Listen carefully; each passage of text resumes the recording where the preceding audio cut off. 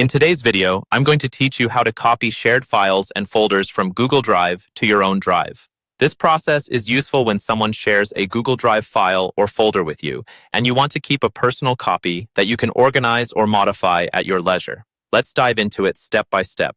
First, you'll want to make sure you're signed into the correct Google account. Head over to drive.google.com and log in if you haven't already. Make sure you've switched to the account that has the shared files you want to copy. This ensures you're set up correctly and saves you any potential errors later on. Once you're in your Google Drive, find the Shared with Me section on the left-hand menu. This place is essentially a collection of everything others have shared with you using Google Drive. Here, locate the specific file or folder that you'd like to copy over to your own drive. It's important to note that while you're in this section, these files are not yet truly yours. They belong to the person who has shared them. Right-click on the file or folder you want to save. You'll see several options appear, but the one we're interested in is Add Shortcut to Drive. Selecting this option will prompt you to choose where in your Google Drive you'd like to place this shortcut. Essentially, what you're doing here is creating a quick link directly to that shared file or folder, but you still don't have your own copy.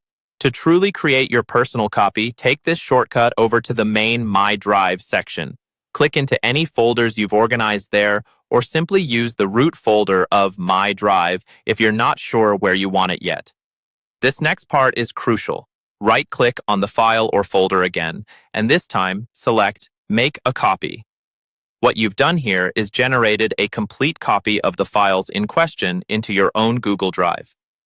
This new copy is entirely your own, which means you can edit, share, or even delete it without affecting the original file that was shared with you.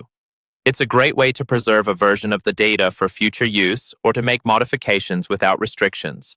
If the files are particularly large or numerous, take a moment here to rename your copies or move them into folders where you can easily find them later. Organizing your new copies right away saves a lot of time and confusion down the road. And there you have it, a personal copy of the shared Google Drive files and folders, all your own. Make sure to keep everything organized and back up anything important by downloading offline versions if needed. This technique can simplify your workflow, giving you quick and easy access to essential documents and media. Thanks for watching, and if you found this guide helpful, don't forget to like and subscribe.